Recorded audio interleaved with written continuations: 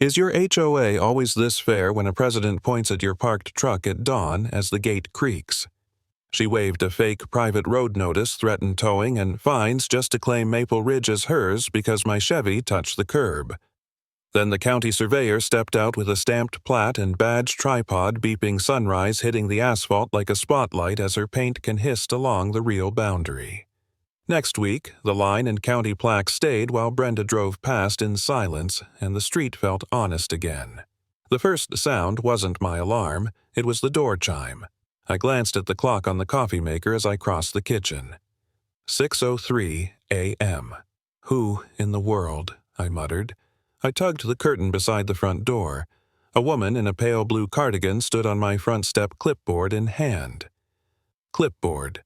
HOA badge. Of course. I opened the door. "Mr. Mallory," she said like she was reading my name off a complaint form. "That's me," I said. "Something wrong?" She pivoted the clipboard and jabbed her pen toward the street. "This street belongs to the HOA," she said. "You're out of compliance." I followed her pen. Maple Ridge Road lay dark in the morning mist. My old Chevy sat along the curb where I'd left it after a late job. "You're kidding," I said. "For parking on the street." "On a private road," she snapped. "HOA, property, unauthorized vehicle. Maple Ridge is a county road," I said. "I checked before I bought this place. Title, search deed." I nodded toward the corner. "There used to be an orange survey stake right there," I said. "Funny how that's gone." Behind her, two men in polos stood at the edge of my driveway. Down the block, a jogger slowed, watching. "Nice smile, Brenda," I said. "Shame it doesn't reach your eyes." "We've updated the record," she said. "This section is now a private HOA road. Parking is restricted to approved vehicles. Yours is not on the list." "Updated the records?" how I asked. "Did the county give you the street deeded over?" "Lease it? That's not how our covenants read," she said. "And the board interprets the covenants. The board doesn't own asphalt just because it interprets words on paper," I said. "I'm telling you," she said, "that you're out of compliance, and that truck will need to be moved. Permanently." The jogger pretended to stretch, staying close enough to hear. "You got anything in writing from the county?" I asked. "Or is this one of those because Brenda says so rules?" "We'll be filing the appropriate notices," she replied. "In the meantime, consider this your verbal warning." "Verbal warning noted," I said, still waiting on anything legal. She unclipped a paper from her stack and held it out like a citation. "Notice of violation. Unauthorized use of private road." I read. "You typed this up last night, didn't you?" I said. "Couldn't sleep until you controlled one more thing." "This was approved by the board," she said. "We're responsible for protecting property values." "By claiming streets that aren't yours?" I asked. "That's an interesting investment strategy." One of the board members shifted. "Brenda, maybe we should—" He started.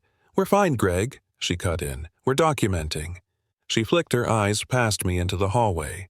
I stepped sideways, blocking her line of sight. "You should probably step off my porch," I said. "You're done here." "For now," she said. "For good, if this is all you've got." For a second, the veneer slipped. Her eyes went flat and cold. "We're not done," she said quietly. "We'll be back. We'll return at dawn if we have to, with full documentation and with the board present. And the next notice won't be a warning." Her voice carried just enough for the jogger to hear. He looked down and started running again. "You do what you need to do," I said. "I'll do what I need to do." She set her jaw and stepped backward off the stoop. One of the board members leaned toward her. "We good," he muttered. "We're on record," she replied. "That's what matters." They walked down my driveway. At the curb, Brenda lifted her phone and snapped a photo of my truck, then one of the street sign that read Maple Ridge Road in fading green. I watched them cross to the community mailbox post where a dark HOA-issue camera had been bolted above the boxes. The tiny red LED blinked to life as they approached.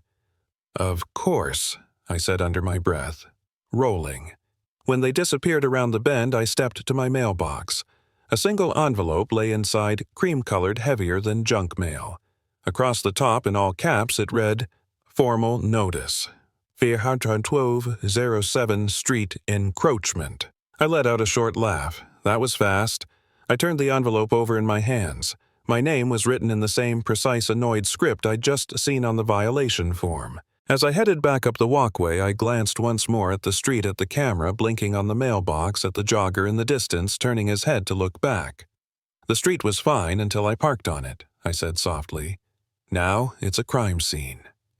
The HOA already had their eyes on the road, and now I knew they had their cameras on it too. The bell over the post office door gave a tired little ring when I pushed it open. The place smelled like paper dust and stale coffee. Old federal posters peeled at the corners on the back wall warning about mail fraud and passport scams that probably hadn't happened here in 20 years. Morning Jack, the clerk, said Ellen had worked that counter since before Maple Ridge was paved. She slid a plastic tub of P.O. box keys out of the way and reached under the counter as I walked up. "Got something for me?" I asked. She lifted a stiff white envelope between two fingers like it was a dead mouse. "Another certified letter from the HOA," she said. "This one looks serious." The envelope already had the green certified sticker on it, the tracking number stamped like a case file.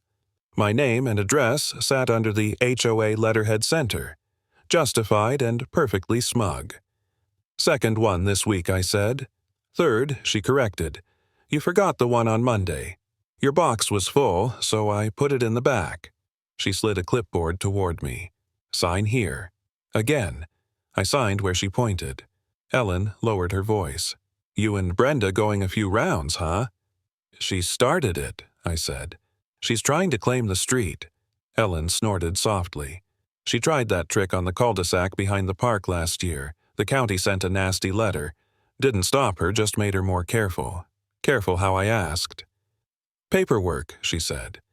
"When people get tired, paper wins." I slipped the certified envelope under my arm, grabbed my junk mail, and headed for the door. "Coffee at Ray's," she called. "Looks like it," I said. Out on Main, the diner windows were fogged from the steam of the morning rush. I crossed the street and pushed inside. Ray's diner smelled like bacon-burnt coffee and 3 decades of conversation. 4 old-timers occupied the front corner booth, each with a baseball cap and a mug that might as well have been welded to his hand. Hank sat alone at the counter, shoulders bent over a saucer, his denim jacket older than some of the waitresses. I slid onto the stool next to him. "You look like you swallowed a lemon," he said without turning. "That from Brenda or your cardiologist HOA." I said, dropping the envelope on the counter between us. He smirked. "So, Brenda it is." The waitress refreshed his coffee, then filled mine without asking. Hank tapped the envelope. "Open it," he said. "We'll suffer together." I tore the top and pulled out a 3-page letter dense with legal-looking paragraphs and bolded phrases. "Read me the good parts," Hank said. I skimmed. "Continued unauthorized use of private HOA roadway," I read. "Potential towing at owner's expense, further fines, additional enforcement measures." "Private HOA roadway," he repeated. "That's new. She's calling Maple Ridge a private road now," I said. "Says they updated the records." He snorted. "They've pulled this stunt before. 2 streets over, claimed the front strip as common area so they could tell a guy where to plant his trees." "How'd that go?" I asked. "Until the county got involved," he said. "Pretty good for Brenda." I folded the letter, slid it back into the envelope. "She keeps saying records," I said, "like she's holding some magic deed I've never seen." Hank took a slow sip of coffee. "HOA records are one thing," he said. "County records are another. One gets printed on whatever paper Brenda buys in bulk. The other gets stamped, recorded, and filed in a basement where nobody cares what your cardigan looks like. So, Maple Ridge is either in the county system," he said, "or it isn't. No speech at the clubhouse can change that." I looked up at the bulletin board near the restrooms. Flyers for lost cats, yard sales, and 1 laminated page with the county seal at the top. "Snowplow." "Schedule," I said. "Yup," Hank said. "You know who plowed Maple Ridge every winter? The county. Not Brenda's volunteer committee and not her nephew with a pickup. Plow records," I said. Hank nodded once. "Invoices, work orders. Guys at the county love paper. They don't throw anything away." I slid off the stool. "Where you going?" he asked. "Back to Ellen," I said. "Then the county office." "Good," he said. "Get a county person. Don't fight her on her turf." I paused. "You sound like you've done this before." He shrugged. "HOA tried to tell me my driveway was common property once. I showed up at county with coffee and patience.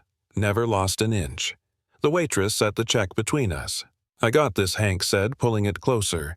"Consider it legal strategy consultation." "Appreciate it," I said. On my way out, I stopped at the bulletin board. The snowplow schedule listed streets the county cleared after each storm. Maple Ridge Road was right there in black and white. "Got you," I whispered. Back at the post office, Ellen dug through a gray plastic tub in the back room and came out with a thin stack of copies. "Last 4 seasons," she said, fanning them out. "County snowplow invoices. I see them all day. Perks of being the one who knows how to fix the fax machine." I scanned the headers.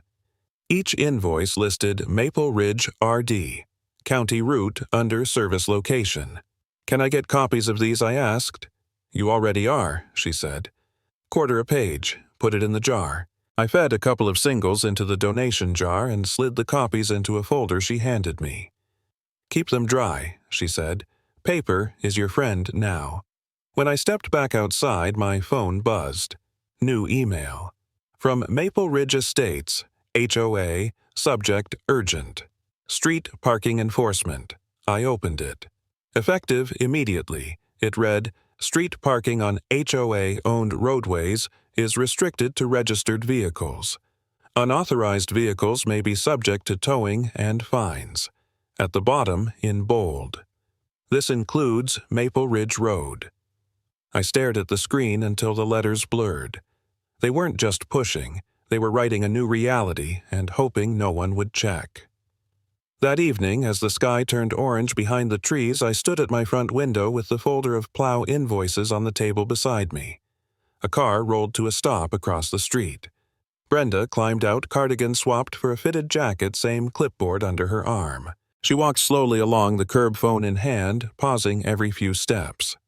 I watched her raise the phone and take a photo of my truck, then the street sign, then a wide shot of the whole block. She didn't look at my house. She didn't have to.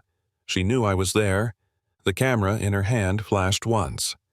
"Smile, Maple Ridge," I said quietly. "You're about to be evidence too." Mark waited until the others had left the shop before he spoke. The last customer's taillights disappeared down Maple Ridge and the bell over my bay door went quiet. The late afternoon light slipped into the garage in long orange stripes cutting across tool chests and oil stains. "You got a minute?" he asked. I wiped my hands on a rag. "For you, yeah." He glanced out toward the road like he expected Brenda herself to be hiding behind my mailboxes. Then he reached into his jacket and pulled out a small black USB drive. "You didn't get this from me," he said. "That got my attention." "Okay," I said slowly. "What is it, HOA internal files?" he said. "Maps, minutes, scanned junk." I shouldn't have copied it, but someone has to. The fluorescent bulb above the workbench flickered, then settled into a steady buzz, the sound I'd heard every night for 10 years. It suddenly felt louder. I locked the bay door, flipped the closed sign, and nodded toward the old laptop on my tool bench. "Let's see what we're not supposed to see," I said. He hesitated. "Look, Jack, I'm on the board. Officially. If this comes back on me, it won't," I said. "You were never here. You never saw me plug anything in." He exhaled, long and shaky. "Brenda's been saying the street is HOA property," he said. "At first I thought she had some document I'd never noticed. So I went looking. He pushed the USB into my hand like it burned. I couldn't find a deed. No transfer. Just this." I slid the drive into the laptop. The old machine whirred awake, the fan rattling a little as the screen lit up. A folder tree popped up neat and officious. Maple Ridge HOA bylaws. Minutes, maps. I clicked maps. 3 files. 2 older PDFs. 1 shiny new image file with a name that looked like someone had gotten tired of naming things, MR Road Rev Final 2. PNG. "Subtle," I said. Check the older ones first, Mark said. I opened the oldest PDF. A scanned plat appeared faint lines and typed labels. At the top, the county seal. At the bottom, a date, 1998.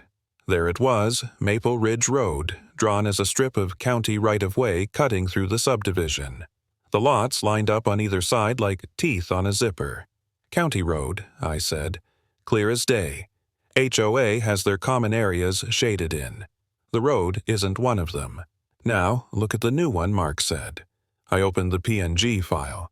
The lines were cleaner, darker, sharper. Same neighborhood, same outline of the cul-de-sac. But Maple Ridge Road was shaded now, hatch marks stretching across the asphalt like a net. Underneath, in neat type, HOA-owned private roadway, access by permission only. I zoomed in until the pixels showed. The shading along the street wasn't even. It feathered unnaturally around the intersections. Whoever did this, I said, didn't draw it from scratch. They traced it. I right-clicked, brought up the file properties. Created 8 weeks ago, I read. Edited 8 weeks ago. Program Photo Editing Suite. Not surveying software, Mark said. Nope, I said. This wasn't drawn by someone in a hard hat. This was drawn by someone with a mouse. We sat in the buzz of the fluorescent light for a few seconds. Why give this to me? I asked. You could have just kept looking the other way. Mark rubbed his palms on his jeans. She told us the county had updated the plat, he said. Said this was the new official record. We voted based on that.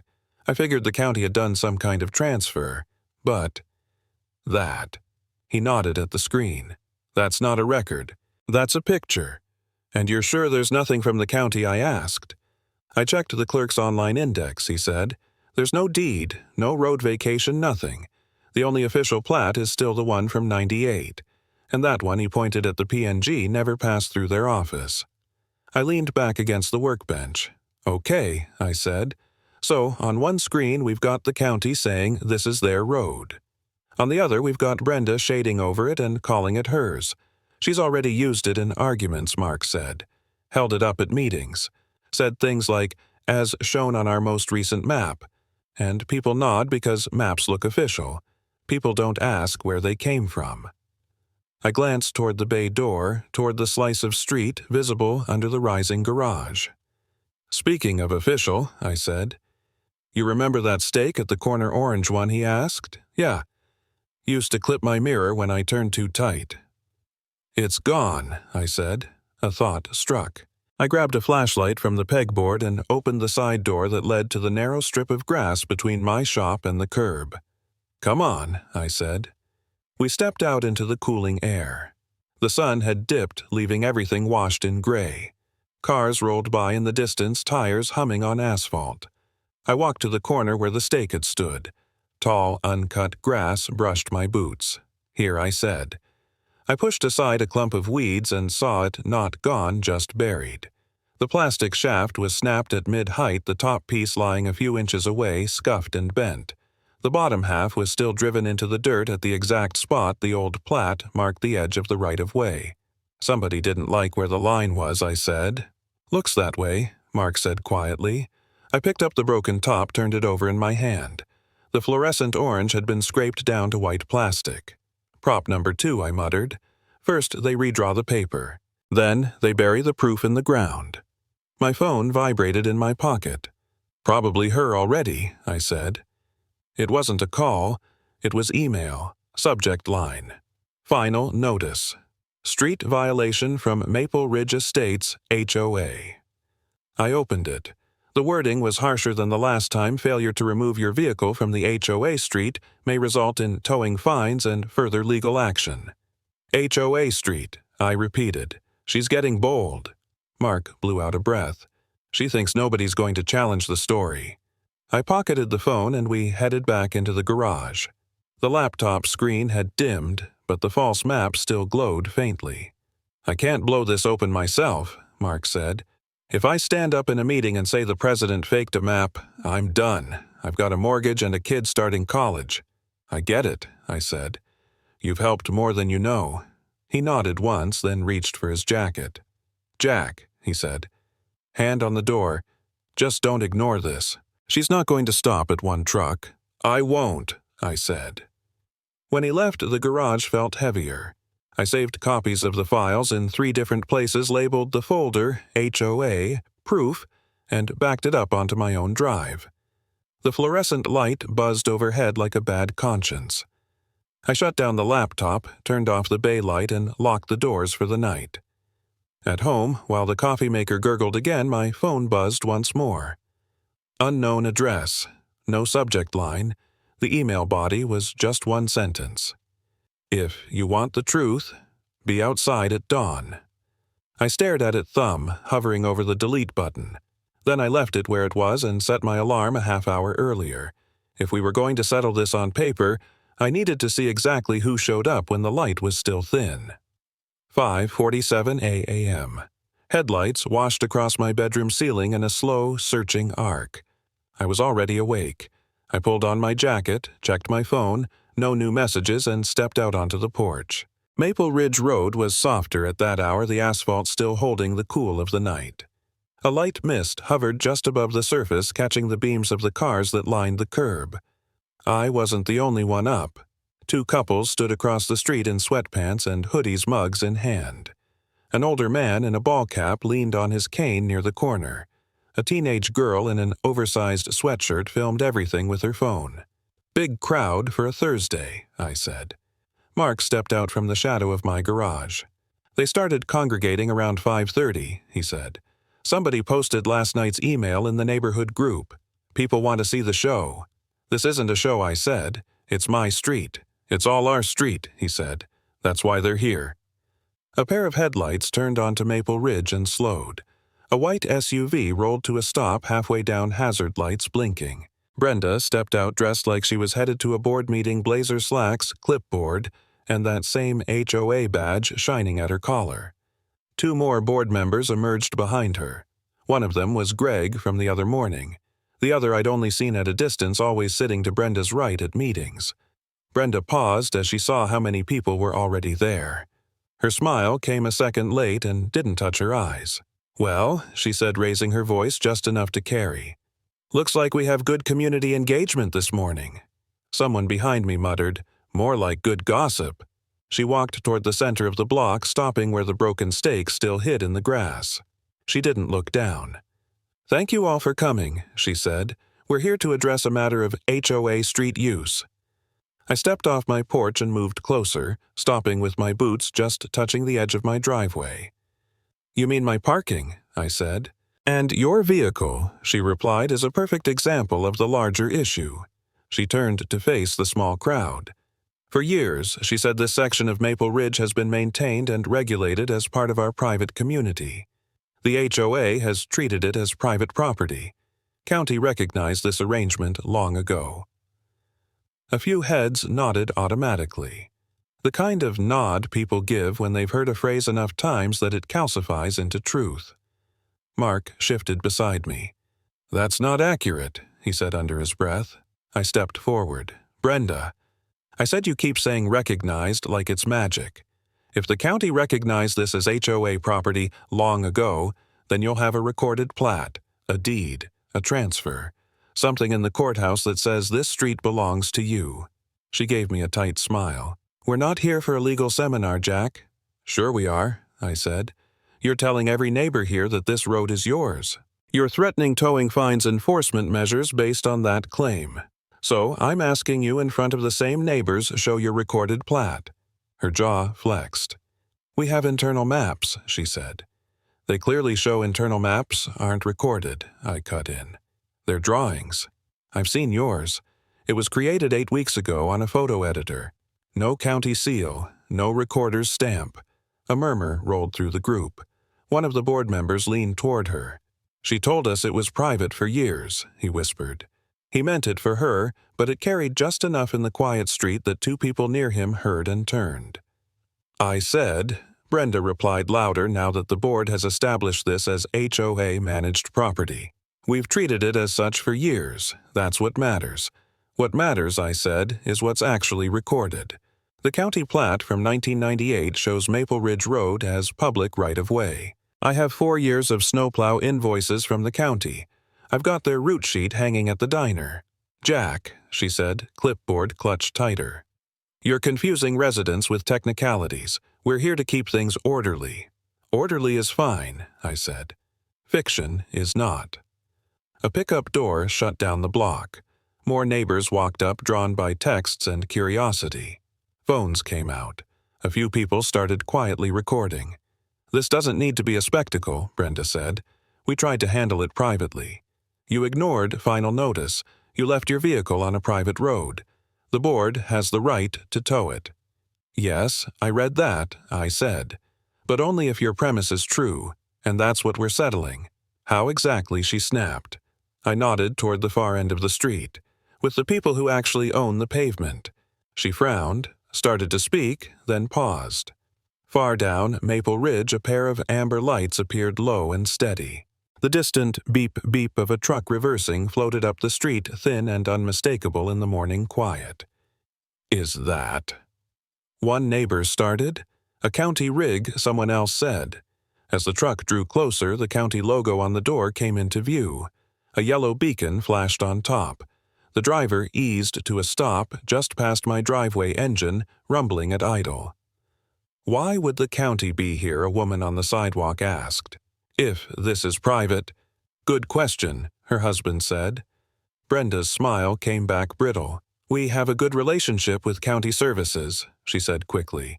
I asked for a courtesy look, that's all. Mark's phone buzzed. He glanced at it, then at me. Denise, he whispered. Surveyor. The truck door opened with a solid thunk.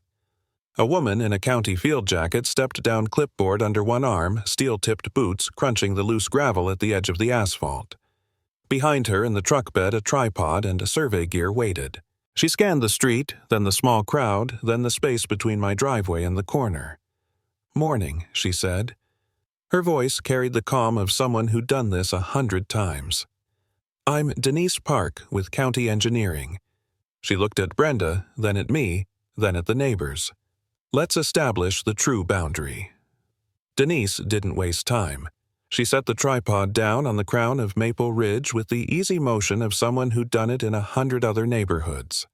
Aluminum legs snapped open, feet biting into the damp asphalt with 3 quick clicks. The instrument on top chirped a soft beep, beep as it powered up.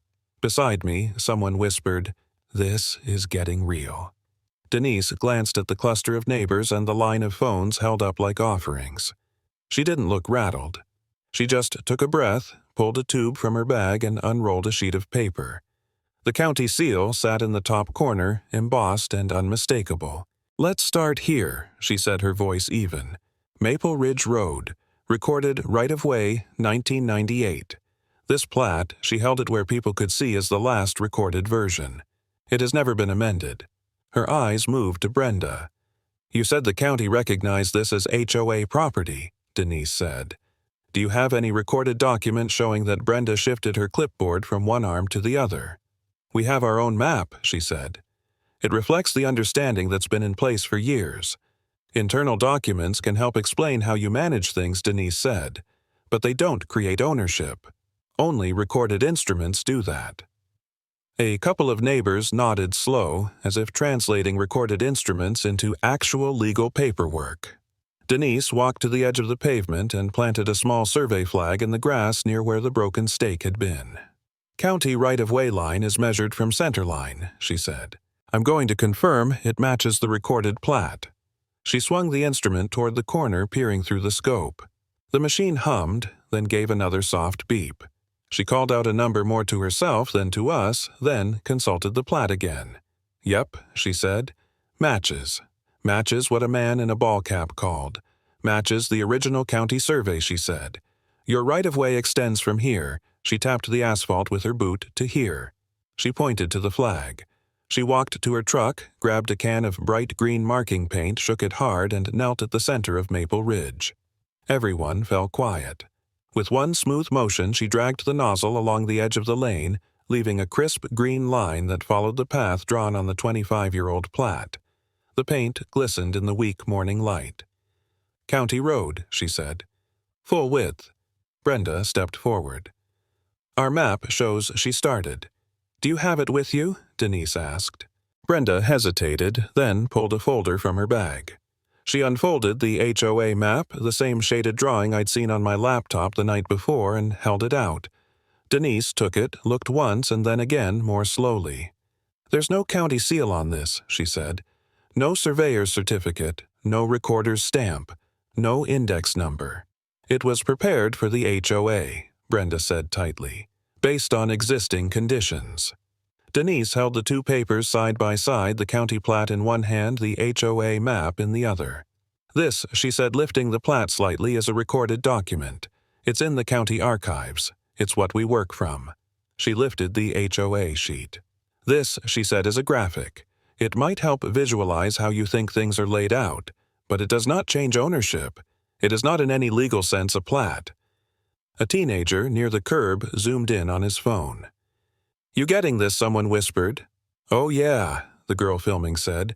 Group chats blowing up. Brenda's jaw clenched. We've treated that street as HOA property for years, she said. We've maintained it. We've enforced rules. That means something. It means you've enforced rules, Denise said calmly. It doesn't mean you own the ground under them.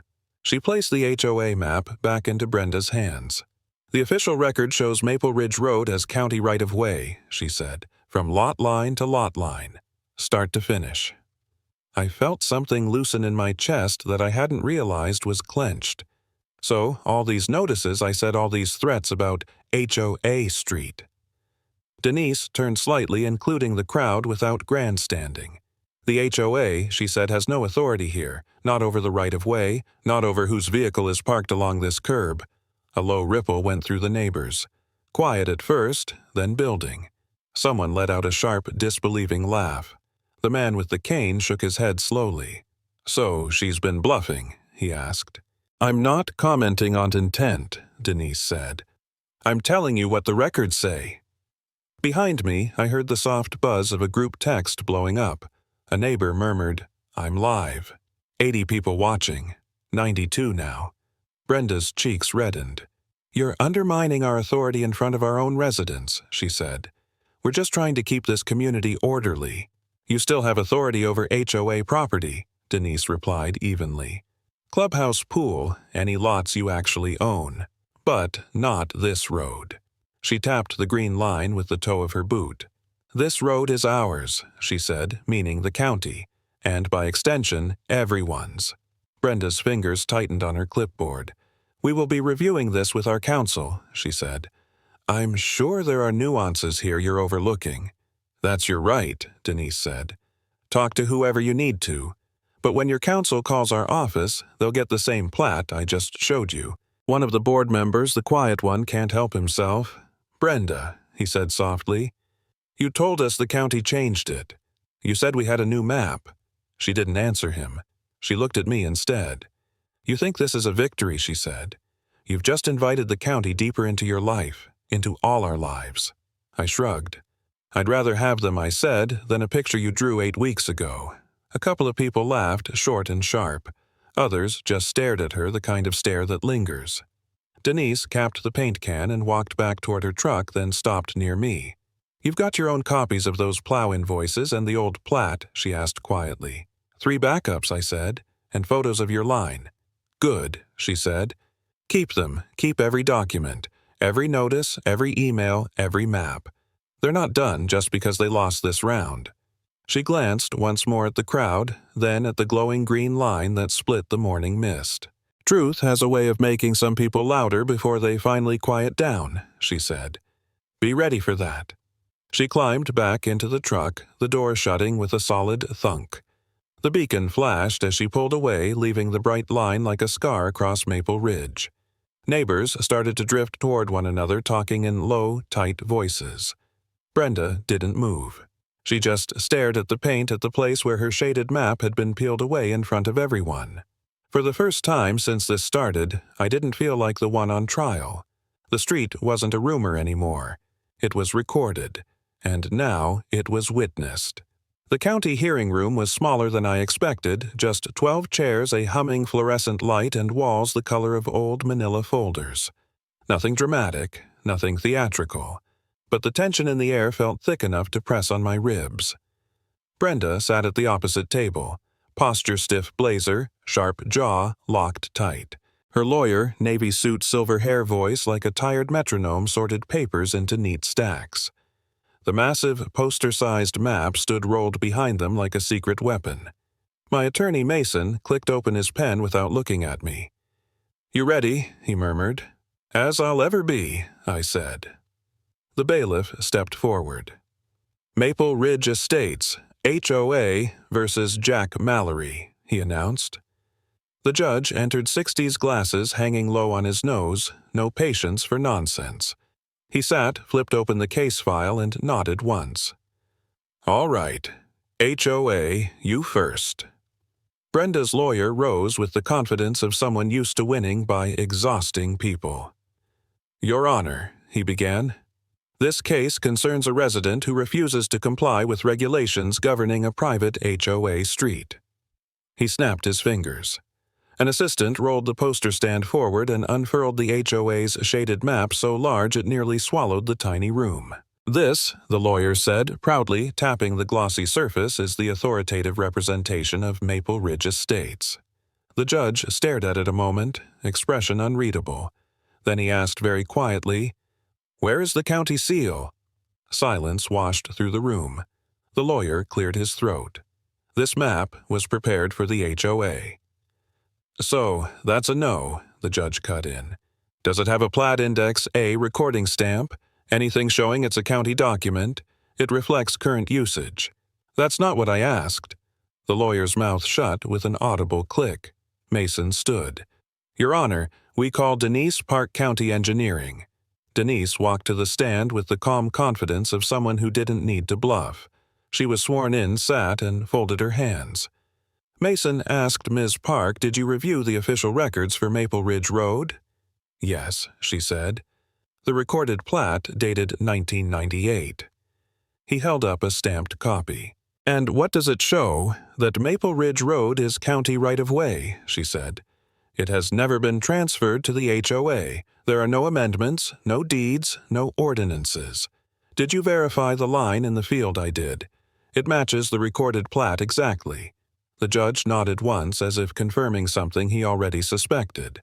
The HOA lawyer rose for cross-examination. "Ms. Park, isn't it possible the county recognized an informal agreement, no?" she said simply. "Public roads aren't transferred by informal agreement. They're transferred by law." He sat down so quickly his chair squeaked. Next came Hank. He walked slowly, removed his cap, and took the oath. Hank Mason said, "Who plows Maple Ridge each winter?" "The county," he answered. "Every storm. 5 years straight. Sometimes 2 trips a night. Has the HOA ever plowed it? Not once." His answer floated across the room like a small but fatal blow. Then came Mark. He looked like a man walking toward a firing squad. Mr. Barlow Mason said gently, "You serve on the HOA board." "Yes." "Did Ms. Coulson present a new map claiming the street was HOA property?" "Yes." "What did she say about it?" "She said the county updated the plat and transferred the street to us." His voice cracked. I believed her. Mason lifted a printed email. "And this thread shows her calling the image a new county plat." "Correct." Mark nodded. Mason handed the metadata exhibit to the judge. "Your Honor, metadata shows this map was created 8 weeks ago in a photo editor." The judge removed his glasses, rubbed the bridge of his nose, then looked at Brenda. "Ms. Coulson," he said, "did you tell your board this image was a county plat?" She tried to smile. It didn't land. "I told them it represented what the county recognized." "It wasn't recorded," the judge said flatly. "You shaded over a public road and called it yours." Her lawyer whispered urgently, but the judge lifted a hand. "I've heard enough." He straightened in his chair. "This is not your street," he said, voice firm. "Never was. The recorded documents control. Maple Ridge Road remains county right-of-way. The HOA has no authority to tow residents, fine them, or regulate that roadway." A breath left my chest I didn't know I'd been holding. Behind me I heard Hank whisper, "Finally, someone fought back."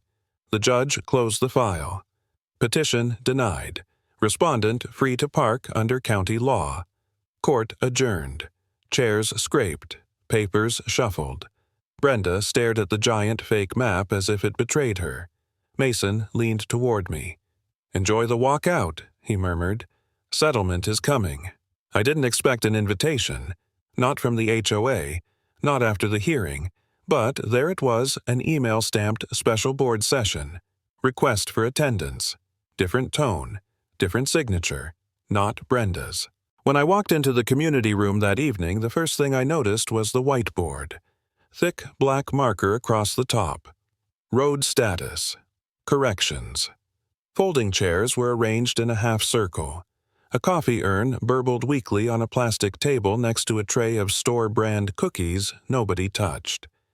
Mark stood near the corner, hands in pockets, expression somewhere between relieved and ashamed. Several neighbors sat quietly, avoiding eye contact with the front row. The mood felt like a church basement after a storm, everyone here for the same reason, nobody comfortable saying it out loud. A woman I hadn't met before stepped forward. "I'm Ellen Price," she said, extending her hand. "Interim president, temporarily. The board voted last night to remove Ms. Coulson from her duties pending review. So it had happened. No blazer, no badge, no clipboard. Brenda was nowhere in sight. Ellen gestured to a chair. "Please, sit." I did. She cleared her throat. "We asked you here because we need to undo the damage." There it was, the line I'd been waiting months to hear. She clicked a marker and wrote on the board 1. Apology email 2. Corrected notice 3. Remove private road sign 4. Fee. Refunds 5. Row acknowledgement plaque. The room murmured. Someone exhaled like they'd been underwater. "We want to send a formal apology email to all residents," Ellen said. "A full correction, no excuses, no soft language." "That's a start," I said. "We're also taking down the private road sign tonight," another board member added. "We ordered a small plaque to install by the entrance, something that states clearly that Maple Ridge Road is county right-of-way." "Transparency," Ellen said. "We need it. And the refunds," I asked. "We'll reimburse anyone who paid street-related fines in the last 3 years," she said. "It wasn't many, but the principle matters." My coffee sat untouched. The room felt warmer than usual. Maybe from the overhead fluorescence. Maybe from the fact that for once the board wasn't trying to outpaper me. So Ellen said gently, "What would you like to add?" "We want this to be whole." I leaned back, letting the weight of the moment settle. "You're fixing the paperwork," I said. "Good. You're fixing the signs. Good. But none of that prevents this from happening again in a year, or in 5. The board members exchanged glances. "I want one more condition," I said. Ellen nodded. "Name it." "Brenda should be barred from holding any HOA office for 10 years, I said. "No interim titles, no subcommittees, no advisory roles, nothing." A ripple went through the room. Shock from one corner, relief from another. "That's significant," a board member said carefully. "No," I said. "It's necessary." She spent years telling people a story she knew wasn't true. She forged the authority of the county. She intimidated neighbors. She nearly dragged the community into a lawsuit none of us asked for. Mark stepped forward. "He's right," he said quietly. "The truth was there all along. She just hid it." His voice carried more weight than mine ever could. He'd been in the room when the lie started. Ellen closed her eyes for a moment, then opened them with a steady breath. "Board?" she asked. Hands rose one by one. Even the 2 members who once backed Brenda raised theirs. "It's unanimous," Ellen said. 10-year prohibition. Effective immediately. For the first time that night, the room felt lighter. A neighbor patted my shoulder on the way out. Another nodded from across the chairs. Nothing dramatic. Just quiet recognition, like people finally aligning the version of events in their heads with the version on paper. As I finished packing my things, Ellen approached. "One more thing," she said, lowering her voice. "County left a voicemail for you. Something about scheduling boundary stakes." My phone buzzed a second later, vibrating across the table. "County Engineering. Unknown number." I answered. A calm voice said, "Mr. Mallory, this is engineering. Just letting you know boundary stakes go in tomorrow." I smiled, despite myself. "Good timing," I said. "You'll want to be home," the voice added. "Some people don't like boundaries being made official." I glanced at the whiteboard behind Ellen, the words "road status," corrections staring back. "Don't worry," I said. "I'll be ready." The call ended. Outside, dusk settled over Maple Ridge like a held breath finally exhaled.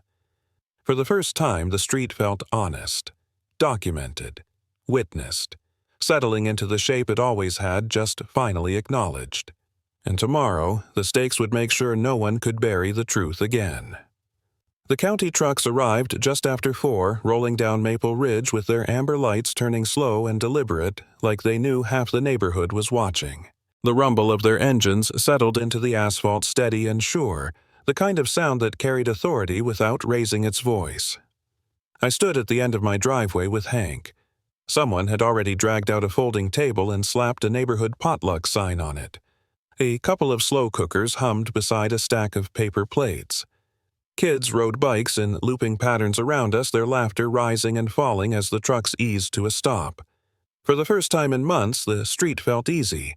No clipboard, no accusations, just people and daylight. Denise stepped out of the lead truck, county badge clipped to her vest clipboard tucked under one arm. "Evening, Jack," she said. "Looks like the whole block showed up." "Free food is a powerful motivator," Hank muttered. "Truth helps, too." Denise cracked a small smile. She lifted a hand, motioning to her crew. They unloaded a bucket of fresh orange steaks and a steel post driver, the kind that made a hollow thud you felt in your ribs. She flipped open her clipboard long enough for the neighbors gathering behind us to see the county seal. You could feel the quiet settle. "All right," she said. "Let's put the line back where it belongs." The workers measured from the center line, cross-checked numbers with the plat, then drove the first stake into the dirt beside my mailbox. Thunk, thunk, thunk. Each strike echoed up the street, a sound that made every lie told about this road feel smaller, thinner. Kids slowed on their bikes to watch. One girl asked her dad, "Are they fixing the street?" "Something like that," he answered. The second stake went near the bend by the big sycamore tree. The third at the entrance where the old private road sign had hung for years until today. The new markers, bright with reflective caps, glowed under the late sun. Denise made a final walk down the row of stakes, double-checking the positions. When she returned, a cluster of neighbors had formed around the potluck table, soda cans in hand, waiting. She held the plat up again. "Everything is recorded, never amended, never reassigned. The right-of-way belongs to the county. It always has." A few people nodded. One man let out a quiet, shaky exhale. Another murmured, "Finally." Mark wandered over, hands in his pockets, chin tucked into the collar of his hoodie. "It's strange," he said, "seeing it all out here, in the open." "It needed daylight," I replied.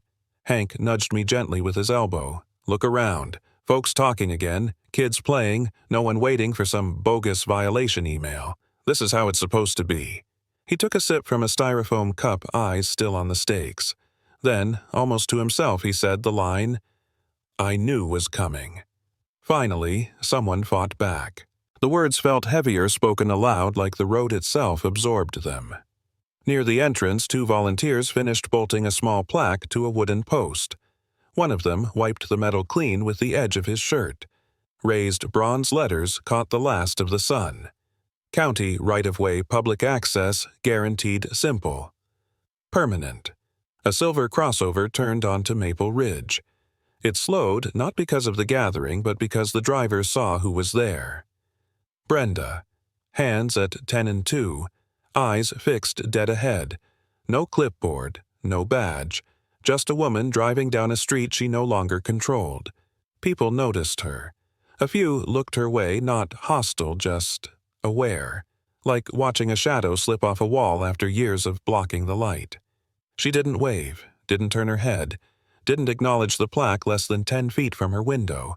She just kept driving, realizing finally that silence wasn't power. It was surrender. Denise watched her go. "Some folks adjust," she said. "Some don't.